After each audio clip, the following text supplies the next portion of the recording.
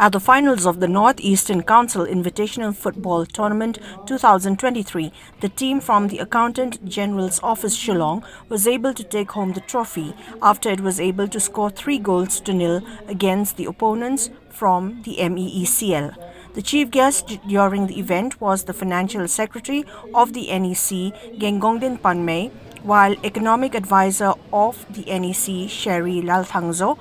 attended the event as guest of honor. The first goal was scored by Chanmitretma in the 43rd minute of the game, the second goal by Sheen Soktung in the 45th minute, and the third by Kerionongri in the 54th minute of the game. Apart from the trophy and cash prize, the best player title went to Sheen Soktung of the AG office, the best goalkeeper to Shining Star Basayomoit of the MeECL, while Chanmitretma of the AG office was able to clinch the title of top scorer after having scored 7 goals throughout the tournament.